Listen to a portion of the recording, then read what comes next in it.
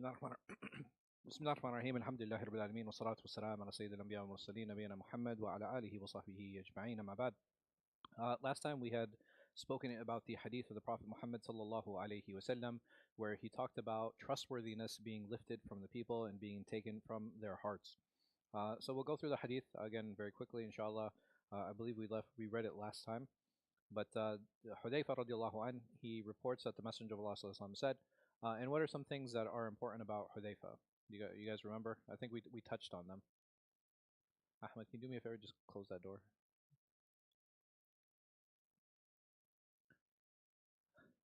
Tell me about Hudayfa. What do you guys know about him? Hudayfa ibn Yaman, radiallahu an. The Prophet, he was known as Sahib al-Sir, the one who kept the secrets of the Messenger of Allah sallallahu alaihi wasallam. What secrets did he keep? Or what big secret did he keep that he was named such? I'm sorry?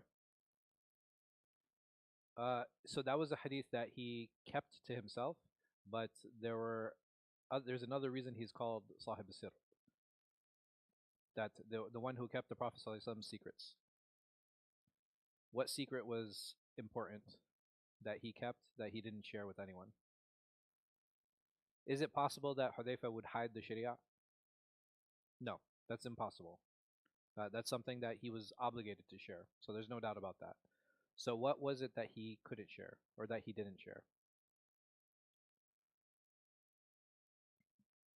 What do you say? The names of the munafiqeen, right? The names of the munafiqeen, the names of the hypocrites. And how come it wasn't important to share the names of the hypocrites? Did it affect anyone? Whether people knew or not? I'm sorry? Yeah, it's like, I mean, it's a little bit like spying, and not just that. If Hudayfa radiallahu anh told the people that so and so is a munafiq, what would happen after that? I'm sorry? Yeah, people might go after him, right?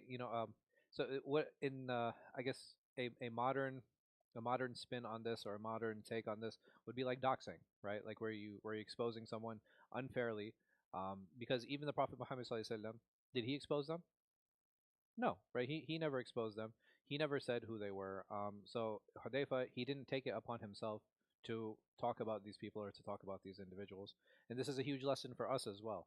Meaning that as long as someone shows their Islam, they have every right to be treated as a Muslim.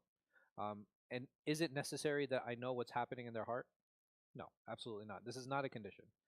And had the Prophet ﷺ done that, or had Hudayfa set that precedent, what would happen is that people would call each other munafiq, right? And then they would take advantage of other people. They say, oh well, just take somebody's phone or take their car, and like, well, what allowed you to do that? Oh, he's a munafiq, right? And people will start taking advantage of each other with this justification, which is completely unfair, and it's completely unreasonable, because there's no way to judge that. So it's interesting that we have this hadith from Hudayfa radiallahu anh. So he said that the Messenger of Allah narrated to us a hadith, and I have seen one, and he come to reality. Meaning the Prophet he told me something, he told me two things, and one of the things that he told me, I've actually gotten to experience it. And he said, I'm waiting for the other. I've seen one, and I'm waiting for one more. And he ﷺ told us that trustworthiness descended in the innermost of the hearts of people. Then the Quran was revealed, and they learned from the Quran, and they learned from the Sunnah. Then he ﷺ told us about the removal of trustworthiness. He said, the man would have a wink of sleep, and trustworthiness would be taken away from his heart, leaving the impression of a faint mark. Meaning that the effect of that trustworthiness is still there, right? But it's still very light. He would again sleep, and trustworthiness would be taken away from his heart, leaving an impression of a blister. So a blister, small, and we had talked about that before, right? It was a small raised part of skin, like usually when we burn ourselves, or sometimes we get blisters, like maybe on our feet when we're running. As if you rolled down an ember on your foot and it was vesicled, meaning that you touched the ember, or you touched this hot coal with your foot, and it left the swelling mark. He would see a swelling having nothing in it. And he, sallallahu alaihi wasallam, he brought this example talking about trustworthiness being removed in stages, to a point where the only thing you'll have left is a remnant of that trustworthiness, but inside it What is inside a blister? Right? It's actually not pus. It's just a clear liquid, right? It's a clear liquid that's inside it, and there's nothing inside it. And this is the example that he sallallahu alaihi wasallam is sharing. He sallallahu alaihi wasallam then took a pebble and rolled it down over his foot and said that the people would enter into transactions among one another, and hardly a person would be left who would return the things that were entrusted to him. And there would be uh, such a shortage of honest people that it would be said there in such tribe is a trustworthy man, meaning that the people there's so few they would actually be able to point them out. Like, oh, you want somebody trustworthy? Well, go and talk to this person or go talk to that person. How prudent he is, how broad-minded he is, and how intelligent he is. Whereas in his heart there would not be any faith, uh, even to the weight of the mustard. I'm sorry. So let's get to the end of the hadith. He said, I have passed through a time in which I did not care with whom amongst you I entered into a transaction, for if he were a Muslim, his faith would compel him to discharge his obligations to me, and if he were a Christian or a Jew, the ruler would compel him to discharge his obligations to me. So he said that I passed by a time where the people were trustworthy, right? And that trustworthiness was for one of two reasons. Either they were being compelled. One group of people, they were being compelled by who? Huh? So he gave the example of the Muslims and he gave the example of the Christians and the Jews.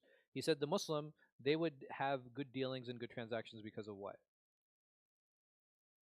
Because of their iman, because of their belief. And he said the Jews and the Christians, they would have good transactions and good dealings because of what?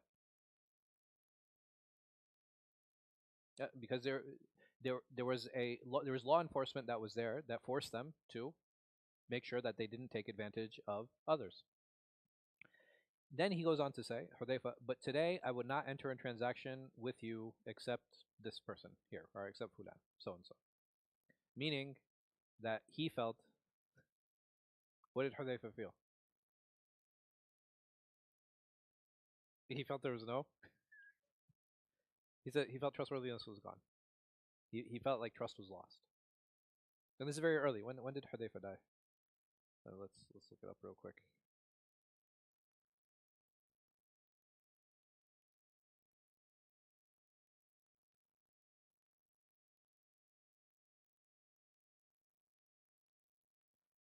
Because he definitely saw the Khilafah of Umar. So I'm wondering when exactly he radiallahu an passed away.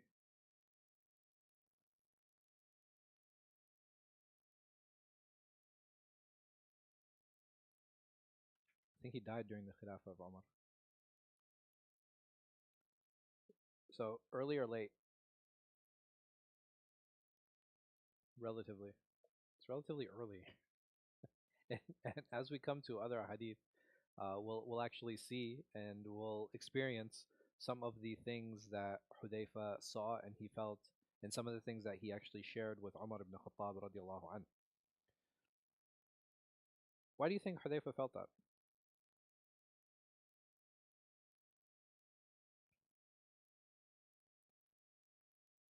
Hmm. Right. So he sallallahu alaihi wasallam said that there'll actually come a time where you'll be able to point out the trustworthy people. Right. So he himself, he was like, most of you, I wouldn't be comfortable getting into a transaction with, but I'd be comfortable with so and so, with that person. Do you think or do you believe that Hudayfa radiallahu anh was was extra cautious, or do you believe that something happened that caused him to feel like that or think like that?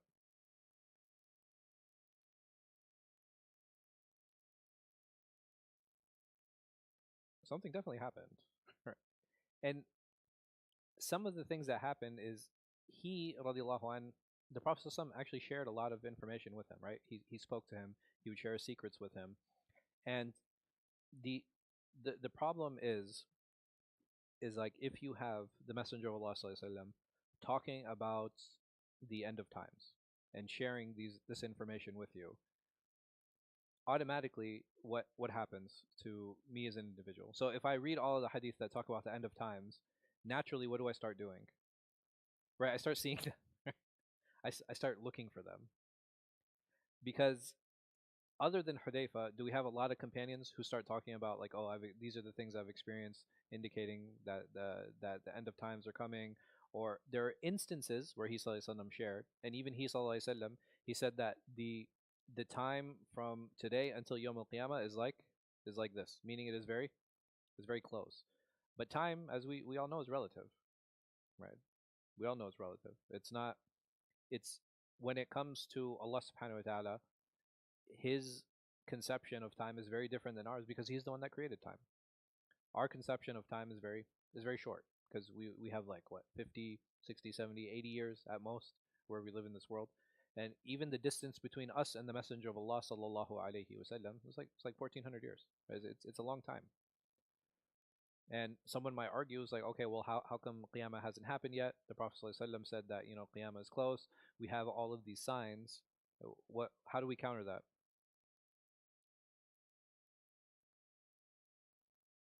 It's relative to existence, right? It's not something that because even he sallallahu alaihi wasallam, like how many thousands of years passed before his coming, right? There's a time where like mankind existed for a long time before him.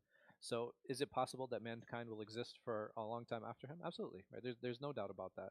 So when it comes to these type of talks, it does become very relative, and the more we engage with discussions on the end of times, the more that we sometimes we unknowingly try to seek out some of those signs. But like I said, this is something that what Hudayfa felt and experienced. It doesn't mean that his experience was wrong, right? There's no doubt about that. But at the same time, there when he was told something for the Prophet ﷺ, he was very keen to see it, or he would be very keen to experience.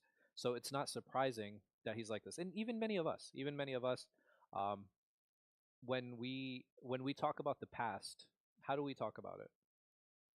It's like, oh man, the '90s. I mean, you guys are probably too young for that. It's probably just me and Faisal, right?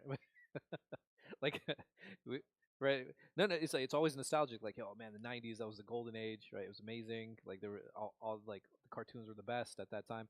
But the reality is like, were the '90s actually that great, or was my perception of the time that great? Because even Hudayfa, what is he comparing it to? He's comparing his life at that time to when? Huh? With the Messenger of Allah, can you compare? Right? Is it even possible? Just even like just imagine like Hudayfa, even in the middle of battle, even in the middle of war, he would probably have preferred being with the Messenger of Allah sallallahu than in the peace that he experienced during the era of Umar. Right. So this is what the comparison is. This is what he's comparing to, and like I said, this is something very natural that we all do. Like when we look back and we take this perception and we try to visualize certain things, we think that things are so great. But even if we think back on our childhood, well, how many of us were paying bills in our childhood, right? How many of us had to worry about electricity or bringing home? Like part of the nostalgia is the lack of responsibilities that we had too.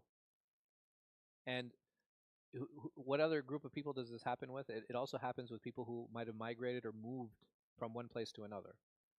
So many of our parents who migrated, right? Like when they talk about their countries, they talk about like it's like this magical, amazing, amazing place, that they left. Like they talk about the motherland, and my question is usually like, when was the last time you went? You know what I mean? Like when was the last time you actually lived there? When was the last time you had to engage and navigate society? Right? The challenges are definitely there. They're just different than the challenges that we face here, and not just that. All of the immigrants who came here, did they come by accident?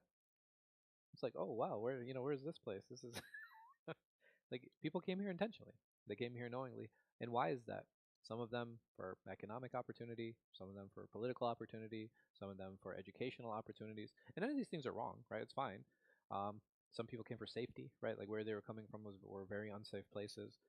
So it's important to kind of recognize these things and kind of put our own biases in perspective when we deal with the past, when we deal with situations. It's like, oh, cars aren't like how they used to be, or like, or like they don't make them like they did, back in the day. It's like, yeah, obviously, there are. I'm sorry. There was no air conditioning, right? I remember.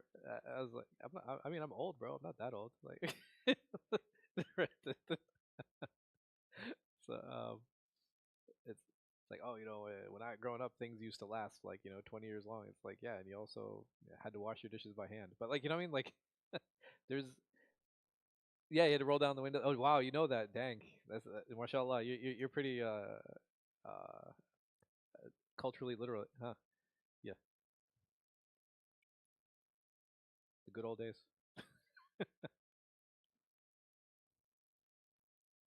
Mhm.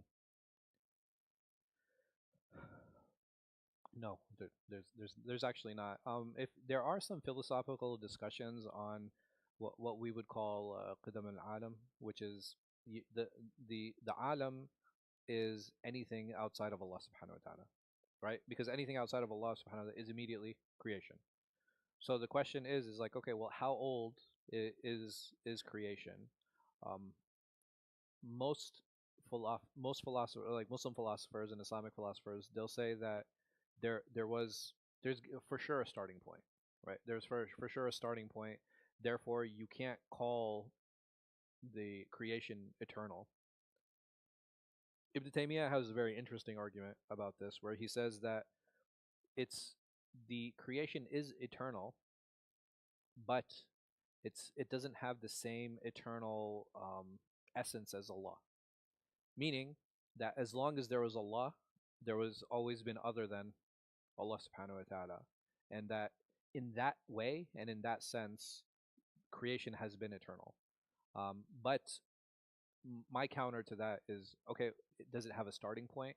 And as long as there is a starting point, you can never say it was eternal because anything that has a starting point is by nature is not eternal.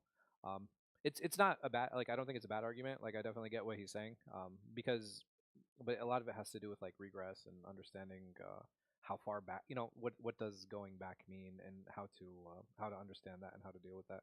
But in terms of human create, like, how long have humans been on Earth? Allahu alam, I don't know, but I would say we have we have some weak ahadith that talk about the lineage of the Prophet ﷺ, and he narrates his lineage going back to Adam alayhi salam. The problem is like that hadith is like in three parts. The first part of the hadith, I think, up to Ibrahim is sound, and but going back further, like, I think the second part goes to Nuh, and then from Nuh it goes to Adam. So if you look at those, it's like there might be like 6,000 years, between the Prophet ﷺ and Adam. But again, those chains, it's very difficult to justify any of them, and to verify any of them, because like, how do you, like, even historically, how do you check that? The most you can do is investigate the chains, but that's about it. And it doesn't mean that there were gaps in the generations between them. So somebody had a question? Yeah.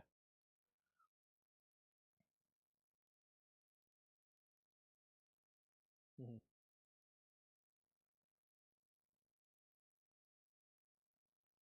Yeah. No, no, for sure. Like, these are definitely minor signs, and there are a number of minor signs, and we'll come across those hadith as well. So, for example, the Prophet sallallahu alaihi wasallam, in Hadith Jibril, which I'm sure many of us are familiar with. What are some of the signs that are mentioned in that hadith? It talks about like um, العفاة العراة يعني يتطاولون في البنيان. He said, like, the naked, barefoot, destitute Bedouins, they're going to compete in building tall buildings. The Prophet ﷺ also said, إِذَا وَلِدَ الْأَمَةُ رَبَّتَهَا, right? So when a woman gives birth to her master, and there are different ways, to understand this, and not just that. Even these hadith, it's important to keep in mind. Number one, all of the hadith that talk about end of times, you can't extract rulings from them except in specific situations. Except in specific situations. Yeah. Yeah.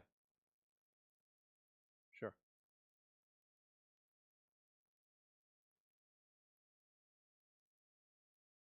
Yeah. Yeah. Yeah. Yeah.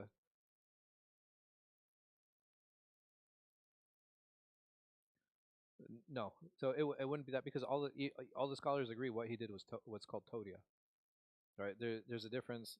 I don't like white lie, because that's not a good, it's not a good translation of it. But basically, he said something that had double meaning. Hmm. He said something that has a double meaning, which is very different than lying, right? Lying is fabricating reality, right? Or changing reality, and that's not what he did. Um, so that's not the case. A hadith I can think of that an example that is used to help derive a ruling is the hadith wa'ina, where you have a woman, where the Prophet ﷺ said that there will come a time that is so safe that a woman will travel from Hadramaut, she'll travel from Yemen to the Kaaba, وَلَا تَخَافِ اللَّهِ, and that she won't fear except Allah subhanahu wa ta'ala. Imam Nawawi actually mentions it, and he extracts a ruling from it. He's saying that because this hadith is mentioned by the Prophet ﷺ in a positive light, then it is okay to take a positive meaning from the hadith in the permissibility of a woman traveling if it's safe. So there like I said, there are specific situations, but someone can't come and be like, oh, the Prophet ﷺ said that from the sign of the end of times are when the Arabs start competing and building tall buildings. Say therefore it is haram to build build tall buildings, right? That's silly. I'm sorry. No, because there's a difference between him sharing that this will happen and but him sharing saying that this is going to happen without saying, "Oh, this is such a bad thing." Can I take a ruling from that? Had he said, "No, they're going to do this," because for the listener, it's stranger to hear that you would have Bedouins, shepherds, building, right? Because number one, are they known for building? No, they're known for traveling, right? They're known for migrating, going from oasis to oasis. So just the fact that they're putting buildings together is strange. And on top of that, they're not just building buildings; they're building what? Like tall buildings, meaning that there's going to come a time where the Bedouins they stop migrating and they actually settle, and then they're going to compete with each other in building these buildings. Had he sallallahu alaihi wasallam said that and they're going to do this and this is not permissible, yeah, you can absolutely take a ruling from that. But if he's just saying that this is going to happen, you can't extract a ruling from that. Um, even in the same hadith, the Prophet ﷺ said that a slave girl will give birth to her master.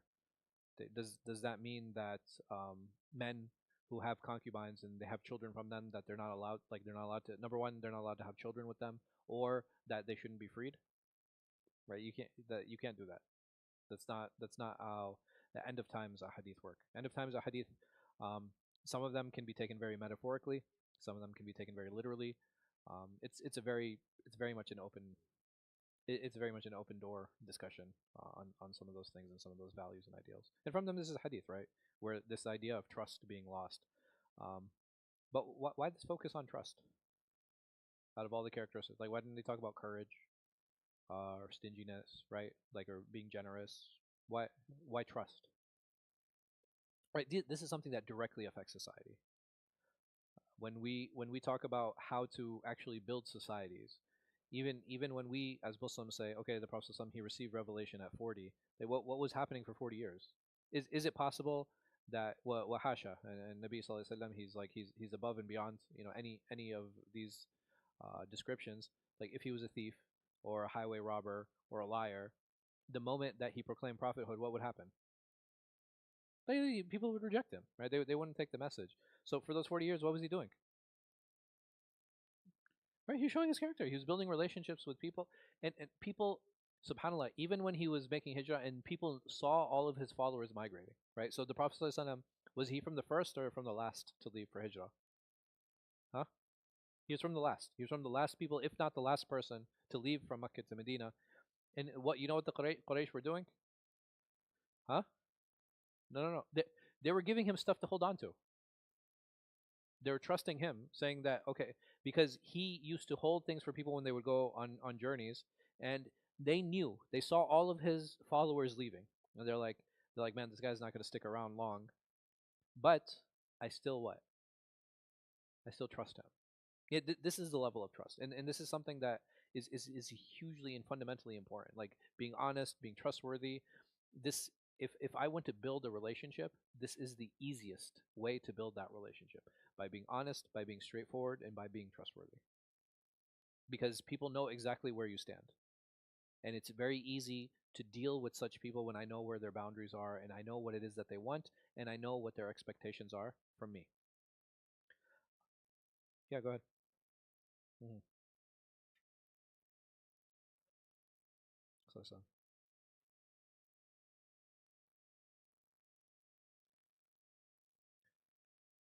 So what was the last action that Quraysh had agreed upon before he left?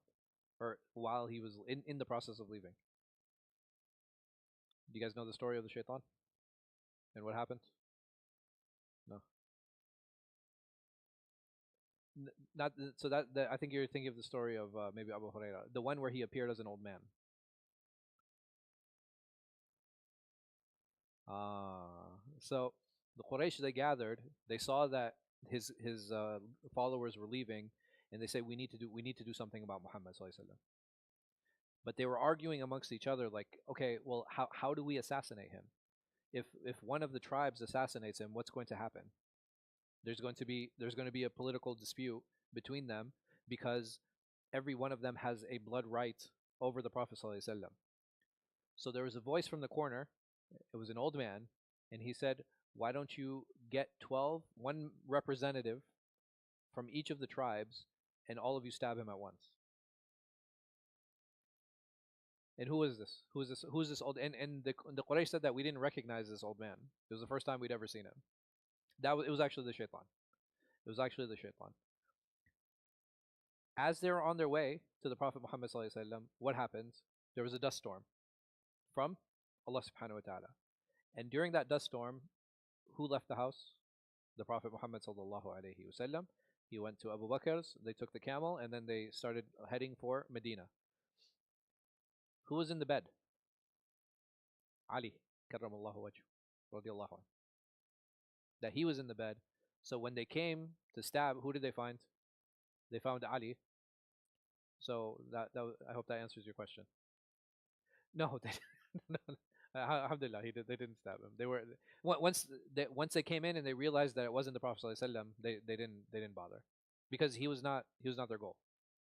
Um, so that's how he sallallahu alaihi wasallam got away. So how did they respond? This is how they responded. They were finally fed up and they were ready to assassinate him. And even the time that he left, it was immediately before they made they already made the decision, but it was immediately before they executed that decision. So, um, and why was the Prophet ﷺ last to leave, or why was he from the last people to leave? Uh, mashallah. Well, there's two reasons, right? This is actually a very good one. He wanted to make sure that all his followers were what? He wanted to make sure they were all safe. Like, how would it have looked had he been the first person to leave? Right? It would look like cowardice. It would look like cowardice had he sallallahu alaihi wasallam left first. So he was from the last people to leave. But the second reason is that Allah subhanahu wa ta'ala had not given him permission. And he sallallahu alaihi wasallam was actually waiting for Allah subhanahu wa ta'ala to give him permission to leave. But I believe that these two are actually very, very strong reasons, very good reasons. The fact that he wanted to make sure that all of the companions had left and that they were safe. And the second reason, he was waiting for permission from Allah subhanahu wa ta'ala. And then the next hadith, قال وحدثنا ابن نمير قال حدثنا أبي قال المصنف رحمه الله تعالى وحدثنا ابن نمير قال حدثنا أبو وكيع وتحويل الإسناد وحدثنا إسحاق ابن إبراهيم قال أخبرنا عيسى ابن يونس جميعا عن الأعمش بهذا الإسناد مثله. So Imam Muslim, he brings a supporting chain for the previous hadith, again about trustworthiness and how it will slowly be removed from the hearts of people. May Allah subhanahu wa ta'ala keep us trustworthy. Ameen. قال وحدثنا محمد بن عبد الله بن نمير قال حدثنا أبو خالد يعني سليمان بن حيان عن سعيد بن طارق عن ربعي بن حراش عن حذيفة قال كنا عند عمر فقال أيكم سمع رسول الله صلى الله عليه وسلم يذكر الفتن فقال قوم نحن سمعنا فقال لعلكم تعنون فتنة الرجل في أهله وجاره قالوا أجل قال تلك تكفرها الصلاة والصيام والصدقة ولكن أيكم سمع النبي صلى الله عليه وسلم يذكر الفتن التي تموج موج البحر قال حذيفة فأسكت القوم فقلت أنا قال أنت لله أبوك قال حذيفة سمعت الرسول صلى الله عليه وسلم يقول تعرض الفتن على القلوب كالحصير عودا عودا فأي قلب أشربها نكت فيه نكتة سوداء فأي قلب أنكرها نكت فيه نكتة بيضاء حتى تصير على قلبين على أبيض مثل الصفا فلا تضره فتنة ما دامت السماوات والأرض والآخر أسود مربادا كالكوز مجخيا لا يعرف معروفا ولا ينكر منكرا إلا ما أشرب من هواء قال حذيفة وحدثته أن بيتك بينك وبين بينها بابا مغلقا يوشك أن يكسر. قال عمر: كسرا لا أبا لك، فلو أنه فتح لعله كان يعاد. قلت: لا، بل يكسر. وحدثت أن ذلك الباب رجل يقتل أو يموت، حديثا ليس بالأغاليط. قال أبو خالد: فقلت لسعد: يا أبا مالك، ما أسود مرباد؟ قال: شدة البياض في السواد. قال: قلت: فما الكوز مجخيا؟ قال: منكوسا. So over here, this hadith, a longer hadith, Hudayfa radiallahu anhu narrates that we were sitting with Umar radiallahu anhu, and he said, "Who amongst you has heard the Messenger of Allah sallallahu alaihi wasallam talking about fitna, talking about turmoil or problems?" So some of the companions, they said we heard. So here Umar radiallahu anhu, he responded saying, he said, perhaps by fitna you mean that the fitna that a man faces in regards to his home or in regards to his neighbor. And they replied, yes, that's exactly what we mean. So he, radiallahu anh, he replied, he said that such fitna would be done away, is easy to deal with that. So if I have a problem in my family, or if I have a problem with my neighbor, what is the easy way of dealing with it? Through prayer, through fasting, and through charity. He said, but who amongst you has heard from the Messenger of Allah sallallahu describing that fitna which would come like the waves of an ocean? Meaning that is something that is not an individual problem, but it is a problem for who? For everyone, right? It's like the waves of an ocean, meaning that it will overcome everything. So Hudayfa said, so the people were quiet. Nobody said anything. And I replied, he said, me, I have. And he, radiallahu anhu, Umar, he said, yeah, well, your father was also very pious, yani, meaning he was praising him. And he said, Hudayfa said, I heard the Messenger of Allah observing or saying that the temptations will be presented to men's hearts as a reed mat is woven stick by stick, and any heart which is affected by them will have a black mark put into it, but any heart which rejects them will have a white mark put on it. And the result is that there will be two types of heart. One white like a stone, which will not be harmed by any turmoil or temptation, by any fitan, so long as the heavens and the earth endure. And the other black and dust colored like a vessel which is upset, not recognizing what is good or rejecting what is bad, but being affected with this passion or being affected by this deed. And Hudayfa radiallahu anh, he said, I narrated to Umar radiallahu anh. So Hudayfa, he's speaking to Umar now, and he says to him, he says that between you and the fitna, there's a door. So between you and the fitna, there's a door, but it is very likely to be broken. So Umar radiallahu anh, he said, will it break or will it be broken? And he said that la aban lak. He said, may you be fatherless.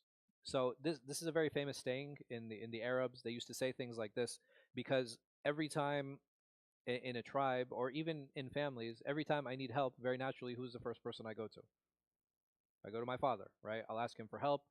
So he's saying that, and this is something that must be faced alone. It will require a lot of effort. And then he said, had it been opened, it can also be closed. Meaning that if you open something, it's very easy to also close it. But if you break it, what's the difference? You can't close it again. I said no, it would be broken. And I narrated to him, that door implies a person who would be killed or die. Meaning that this door is actually a metaphor for an individual, for a person. And there is no mistake in this hadith. So this here, Hudayfa, when he says this, he says, the words that I'm using and what I am saying, this is prophetic. This is the Prophet ﷺ. This is what he actually said in his words. Abu Khalid, he narrated, I said to Sa'ad, oh Abu Malik, what do you mean by the term aswad murbad? He replied, a high degree of whiteness and blackness. And I said, what is meant by al-kuza mujakhian? He replied, a vessel turned upside down.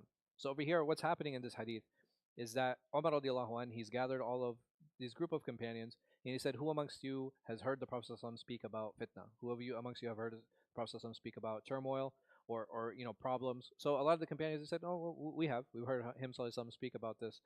And he's like, well, maybe you're talking about the fitna or the problems that an individual has in his personal relationships, like his interpersonal relationships. And they were like, yeah, that's exactly what we heard from him, sallallahu alaihi wasallam. And Umar was like, he's like, that's easy to deal with, right? If you have these interpersonal problems, it can be dealt with charity, it can be dealt with prayer, it can be dealt with fasting, and you do good deeds in order to help maintain those relationships. And the reason that he, radiallahu an, mentioned these spiritual methods and these spiritual means was why. So it's amazing. So if we look at prayer, if we look at fasting, and we look at charity, how does that help my relationships? I'm sorry? It helps me get closer to Allah subhanahu wa ta'ala. Meaning that if I'm doing these things properly, what's going to happen? It's going to reflect on my character. Ahsanti. Right? If I do these things properly, if I'm praying properly, if I'm fasting properly, if I'm giving charity, that all this, if I'm doing them right, then it will reflect on my relationships. Saying that, is every relationship worth saving? No, not at all. That's not the point here. That when Umar radiallahu anhu is saying this, he's talking about in general. He's talking about in general. He's not talking about specific scenarios or specific relationships. But basically, he's saying that those relationships that are worth being saved, what can I do to bolster them and to strengthen them? Through these spiritual means. Right? These are the spiritual means I need to use in order to help bolster those relationships. And it's amazing how this hadith is brought immediately after a hadith discussing and talking about what? Trust. So I need trust. I need to be trustworthy. And these are the spiritual methods I need to utilize in my life in order to help bolster and maintain those relationships. So then after he says, no, that's not what I'm talking about. He said the type of fitna that I'm talking about and the type of turmoil I'm talking about is the type that will not affect just you or just you or just you. It is the type that will affect everyone. Have any of you heard about that? So Hudayfa, he had, but why was he quiet? Huh? Why was he quiet? Why did he wait? Because other companions, they jumped, right? The moment Umar, they're like, yeah, we have. But Hudayfa, when it came to this question, he hesitated. Why did he hesitate? Ah, right. He wanted to hear what other companions had to say first. And this is a sign of what? Humbleness. Ahsan, good. Right. So it's important. Even though Hudayfa was who he was, right? He was who he was. He was known and accepted and recognized as a scholar amongst the companions. All the companions knew it. And even then, we find him in these gatherings hesitating and holding himself back. It's a huge sign of his humility, radiallahu anh. And when he found that nobody was saying anything, what did he do? That's when he spoke, right? When he saw that, okay, well, nobody has anyone to say, now I have to share what the Prophet sallallahu alaihi wasallam told me because I cannot hide knowledge. It is not, we're not allowed to hide knowledge. And he says that um, there's this fitna is so great, and between you and this fitna is this door. So between us and this fitna is this door. And Omar says, okay, well, what's going to happen with this door? He said the door is going to break. And Omar was like, he's like, no, no, it's not. It's like maybe it'll just open. He's like, no, no, no, it's going to break. And then this is where Omar, he was shocked. He was like, okay, well, it's going to break. Then people are going to have to work hard, and they're going to make this effort because fighting fitna is very difficult. And then he goes on to say that an individual, in order to not be affected by this fitna, what are some things that he has to do? He has to reject temptation. So, what kind of temptation would push a person to fall into this overwhelming fitna or this overwhelming turmoil or test? Why would I want to involve myself? So, let's think about this. Basically, Hudayfa was like, if you want to avoid falling to this fitna, you need to avoid temptation. As simple as that. Like, what type of temptations would cause a person to fall into it?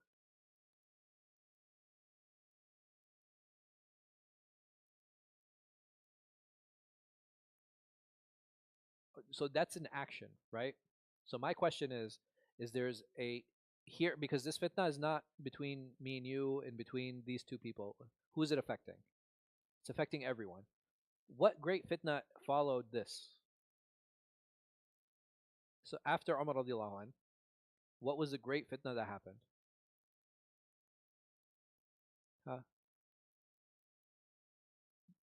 Right, the Civil War. The Civil War happens. So this Civil War that happens, what drew people into the Civil War? And what is Hudayfa implying here in saying? Hmm?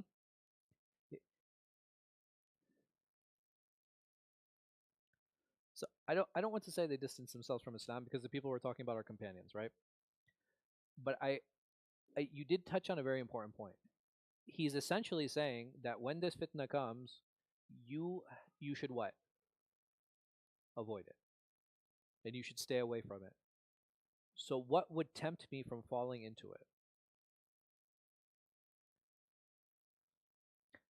Sure, but here, let me put it this way: when there's a civil war, which side thinks they're wrong? Nobody thinks they're wrong, right? They both think they're right. That's why it's a civil war. So my question is that what would cause me to side with one side over another? Hmm? Oh, right. My ego, right? My ego is going to push me to side with one. So were there some people who were forced into the situation? Absolutely. There's no doubt about that, right? Did Ali radiallahu anhu have a choice? No, he absolutely did not. He was forced into the situation. But over here, Hudayfa, he's saying that when you have fitan like this, it's very easy to allow your ego to push you to join one side or the other. And when you join it, what happens to the fitna? It grows and it becomes greater. And if we look at the Civil War, could the Civil War have been civilly dealt with? And yes, absolutely. There's no doubt about it. Because Ali radiallahu anh, what was he asking for? He said his demand was that the Khilafah needs to be established. Muawiyah, what was his demand? Like we want to bring the murderers to Uthman to justice first, right? They have to be brought to justice, and then we can worry about the Khilafah. And Ali and him, if other because there are people who were what? They're feeding them, and they wanted to take advantage of the situation. They wanted to involve themselves in the situation. They wanted to inflame the situation. What many times because of ego. Because the moment you have war, it gives people an opportunity to what? For power.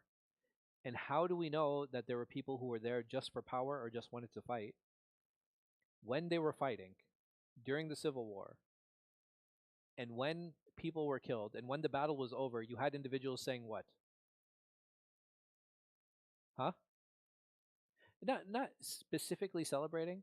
They're saying we want the war booty. We want the war booty. Because when you have two armies meeting, the winning army, what do? Right, they take all the spoils of war. In this situation, in the Civil War, when you had people fighting, you had individuals saying that we want the spoils of war. Why is that a problem? Because they're Muslims. How can you take spoils of war from Muslims? And that's very telling of what? Of a person who says that is very telling of what? His intention. So it's how is it, and how relevant is this hadith to that time? It's extremely relevant. And it's very telling why there are certain companions who took the position that they did when it came to fighting. They said that we are non-committal. We don't want to be involved in this. And from the most famous of them, Abdullah ibn Umar, radiallahu anh, ibn Khattab. And it's important also to look at their lives, right? So these individuals who decided not to get involved in the civil war and who decided to remove themselves during the Khilafah of Abu Bakr, what happened almost immediately? Hurub Ridda, right? There was some of them didn't want to give zakat at all. Some of them they misunderstood and they said that we only would give it to the Messenger of Allah, so some we're not going to give it to anyone else, right? So you had from them people who were still Muslim and people who weren't. And then you had companions like Abdullah ibn Umar who experienced that. And when it came time for the civil war, what was happening in his heart? He got tired of what? He got tired of fighting Muslims. He's like, I'm done. Like I don't want anything to do with this. And this is this caused a huge division, right? It caused a huge division, but it's very easy to see that, subhanallah, because he goes on to say that the person who resists the temptations at that moment, he will have the ability to resist temptation until when? Subhanallah, until Yawm al-Qiyamah. And he says, but the person who falls into it, he will continue falling into that temptation.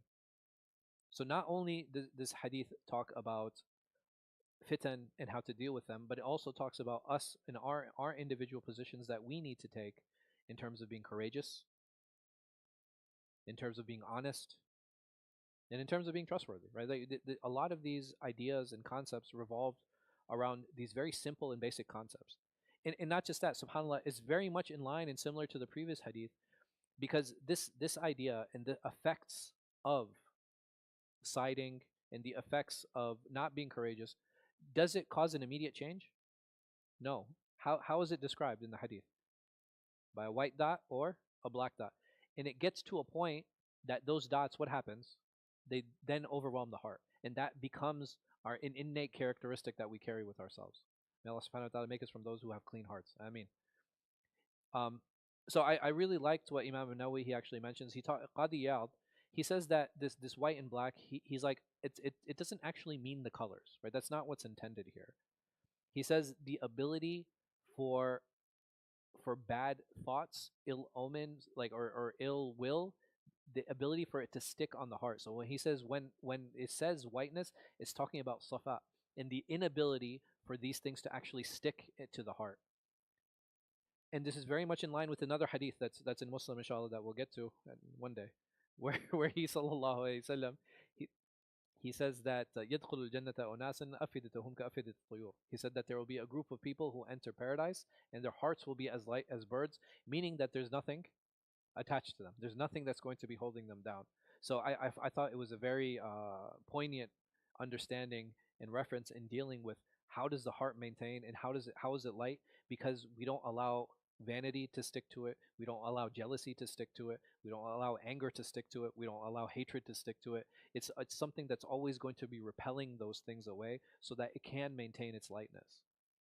And that is something that we should be striving for, right? We should be striving for pleasing Allah subhanahu wa ta'ala, and by pleasing him, one of the things that we learn is we learn to be focused. And we worry less about what other people have to say. We worry less about what other people are doing. We worry less about how other people are speaking about us. We worry less about how other people are doing things, because we're so focused on the way we want to do something and the reason we want to do it and how we want to do it correctly. But that is the importance of following the sunnah of the Messenger of Allah sallallahu alaihi wasallam. Yeah, this one that we're talking about right now. This is one in the English translation. It's 144a. No, yeah, this is at all times. So, which is a very good point. Like fitan, yes, they happen at that time, and it can happen to the best of people, but doesn't mean that it can't happen to us. And not just that, the door of fitna. What happened? What did we establish in this hadith? It's broken. Right? It's broken, meaning that fitna will now plague the Ummah of Muhammad sallallahu alaihi wasallam until Yawm al-Qiyamah. And if we understand that the fitan are going to come, our obligation is to make sure and do the best that we can to resist temptation. And part of resisting temptation, like this idea of trustworthiness and honesty and bravery, like these are very, very important skills. It's like, oh, I felt shy or I felt this. Why? Right? Like, yes, we all have those feelings. Yes, sometimes we are shy, but bravery should be that characteristic that allows us to overcome that shyness. And sometimes we feel compelled. Sometimes we feel compelled. It's like, oh, well, what are other people going to say? Well, culturally, this is not known, or this is something that's strange. Well, like we already set everything up. That is where bravery shows. That's where true bravery shows. And it's usually the hardest time to make a decision. Yes. Yeah. Yeah. So it's a very common speech tool. that when the companions they would speak, when they say sab'a samawati wal ard or samawati wal ard, when they talk about the heavens and the earth, what are they basically saying and implying? They're talking about everything. As long as everything is in existence, as long as the world is in existence, then this will continue. So that's it's a very common speech tool that they used to say. Um, wha- we have similar statements in English, man. I'm sorry. Yeah, I mean those are all. I mean, obviously we don't say those things, but like, it's not, it's not, it's not a very. I don't know them to be very common English phrases. Uh, but but but I mean we do say things like, okay, yeah, I'm about to roll up my sleeves, right? When we're saying that we're about to work hard. There are. I'm trying to think of good examples, man. I'm sorry. Huh? Yeah, yeah. That's actually a good one. Give me a minute, right? I'm not actually asking for a minute. Um, I'll think of some more. Right, but there's a lot, man. There's quite a few idioms and there are quite a few metaphors that we use in English that are very common. And these speech tools are something that is very common to the Arabs, which is why they say it. Like, so when Umar radiallahu anh, he said to Abu Hudayfa, he said la aban lak. He said, like, there may you not have a father. He's not actually making dua against him. He's saying that he's basically saying that this is going to require a lot of work because it's almost as if you don't have a father to rely on. So it's important to understand some of these statements so that when we read them, we get a little bit of context. Otherwise, if you just read it, it's like, dang, that's kind of cold. Like, so. But again, it's important to kind of grasp and get context for these things so that we understand them. Inshallah. I think we'll do one more hadith now because it's similar to the previous one. قال وحدثني محمد بن المثنى وعمر بن العلي وعقبة بن مكرم العمي قالوا حدثنا محمد بن أبي عدي عن سليمان التيمي عن نعيم بن أبي هند عن ربعي بن حراش عن حذيفة أن عمر قال من يحدثنا أو قال أيكم يحدثنا وفيهم حذيفة ما قال رسول الله صلى الله عليه وسلم في الفتنة. So here Umar again, he's asking the same thing because it's similar to the previous hadith. He said, which one of you can narrate on fitna? And Hudayfa was sitting amongst them. قال حذيفة أنا. He said, I will. وساق الحديث كنحو حديث أبي مالك عن ربعي. So he brings the previous hadith, the similar hadith to the previous one. وقال في الحديث, and he said in hadith, قال حذيفة حدثته حديثا ليس بالأغاليط. He says, I narrated to you a hadith which I did not make a single mistake, meaning that what he said was prophetic.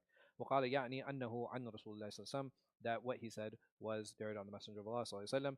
The last issue that I want to kind of sit on and talk about, this door that Hudayfa was alluding to when speaking to Omar, what do you think it meant? Huh? So he says once this door breaks, then the fitna will start. So what is this door and what does it mean? Huh? It's Omar. It's Omar himself. It was actually Omar himself. Because what happened after Umar radiallahu anh was assassinated? The fitna started. That he managed to keep a lot of things under control, but the moment he was killed, right? Uh, that's it. That's when the fitna started. That's when there were uprisings. That's where there was turmoil. That's when people started talking. I mean, like not talking in a way because Umar radiallahu anh, he always allowed criticism, right? That was never the problem. But the problem is like the undermining, right? Criticism is good and it's healthy and it should happen. But undermining is where you're going to start having problems, where you're going to start having issues. But Allah knows best. Inshallah, the Tazkiyah class will be after Salatul Isha. Wallahu a'lam wa sallallahu ala khairi khalqin. Nabina Muhammad wa ala alihi wa sallam.